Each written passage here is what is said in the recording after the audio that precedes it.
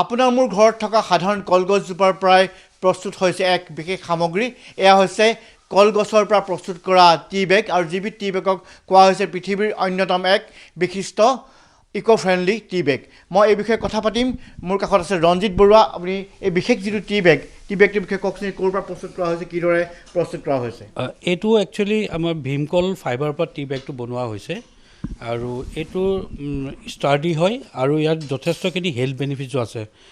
আজিৰ দিনত বহুতেই টি বেগত মাইক্ৰ'প্লাষ্টিক থকাটো এটা বৰ ডাঙৰ ইণ্টাৰনেশ্যনেল এটা প্ৰব্লেম হৈ গৈছে। চ' আমি সেইকাৰণে অসমৰ থলুৱা বস্তুৰ পৰা এটা এনেকুৱা টি বেগ বনাইছোঁ য'ত হেল্থ বেনিফিটছো আছে, ইক' ফ্ৰেণ্ডলি, আৰু এইটো খাবলৈও ভাল।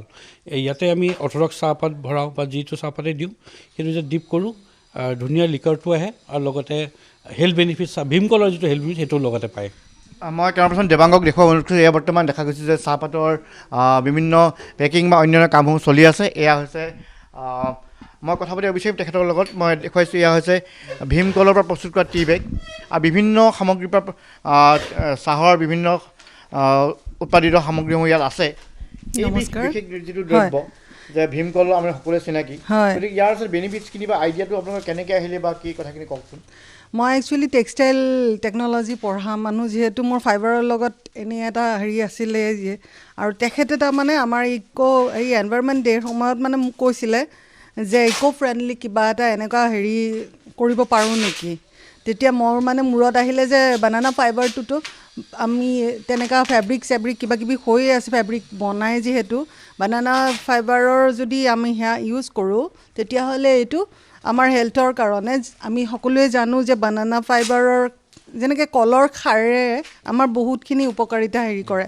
চ' বানানা ফাইবাৰৰ যেতিয়া এই টি বেগবোৰ প্ৰস্তুত কৰা হৈছিলে, ইয়াৰ উদ্দেশ্য এটাই আগত ৰখা হৈছিলে যে এই বানানা ফাইবাৰ টি বেগেৰে অকল চাহখিনি খোৱাৰ লগতে চাহে নহয়, ই যেন আমাৰ স্বাস্থ্যসন্মত হয়, আৰু যিহেতু আমাৰ কলজোপা সকলোৰে কাৰণে সহজলভ্য হয়, আৰু এই কলজোপাৰ দ্বাৰাই যদি আমাৰ ইকনমিক ক্ষেত্ৰতো ইয়াৰ সেয়া হয় ইম্পেক্ট পৰ।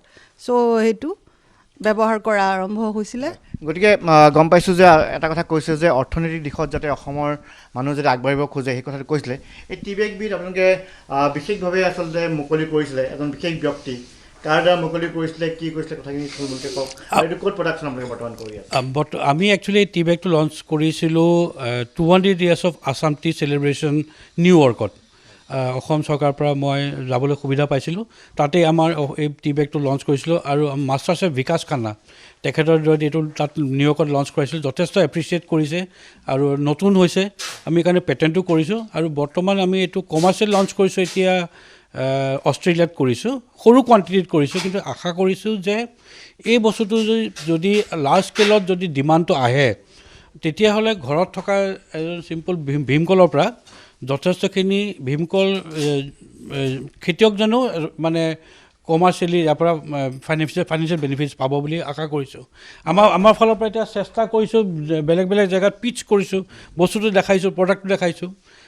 কমাৰ্চিয়েল ছাকচেছ হ'লে চবৰে লাভ হ'ব। এতিয়া সাধাৰণ গ্ৰাহকে এই টি বেগ যিবিধ আপোনাৰ নাম দিছে আপুনি এৰমিকাৰ কেইবাটা প্ৰডাক্ট আছে, গতিকে এই টি বেগটো ভীমকলৰ পৰা গা গছৰ আঁহৰ পৰা প্ৰস্তুত কৰা, গতিকে ইয়াক সাধাৰণ মানুহে উপলব্ধ হয়নে বজাৰত বৰ্তমান? আমি এতিয়া বৰ লাৰ্জ স্কেল কৰা নাই, আমি কিছুমান সৰু সৰু মাৰ্কেটত দিছোঁ, আৰু যিটো এতিয়া কষ্টিংটো অকণমান হাই হৈ আছে, এটা টি বেগত প্ৰায় 15 টকামানকৈ পৰিছে। আমি যেতিয়া প্ৰডাকশ্যন বাঢ়িব খুব ইজি হ'ব। আমাৰ টাৰ্গেট এইটোৱে যে এইটো নৰ্মেল যিটো মাইক্ৰ'প্লাষ্টিক থকা প্লাষ্টিক টি বেগ, সেইটো সলনি চবেই যাতে এই ভীমকলৰ ফাইবাৰ এটা ইক' ফ্ৰেণ্ডলি টি বেগ ইউজ কৰে, আৰু এইটো আমাৰ নাম দিছোঁ বানাটি, যিটো এৰমিকা টি আৰু টাৰাউইভ ইলাদেৱীৰ যিটো ষ্টাৰ্টআপ, এই টাৰাউইভ আমি দুই মিলি পেলাই এইটো কামটো কৰিছোঁ। আচ্ছা, এতিয়া কথাটো হৈছে যে ইয়াৰ দ্বাৰা অসমৰ যিসকল গাঁৱে ভূঞে থকা যিসকল কলৰ খেতিয়ক, তেওঁলোক কেনেকৈ বেনিফিটেড হ'ব? যেতিয়া কমাৰ্চিয়েল প্ৰডাকশ্যন বেছি হ'ব, যে ৰিকুৱাৰমেণ্ট বেছি, আমাক ভীমকল লাগিব, তো যাৰ ঘৰত ভীমকল আছে আমি তেওঁলোকৰ পৰা কিনিম ভীমকলজোপা। চ' সেই চিম্পল কল এজোপাৰ পৰাও মানুহ মানে বেনিফিটছ পাব, এইটো পেলাই দিব নালাগে।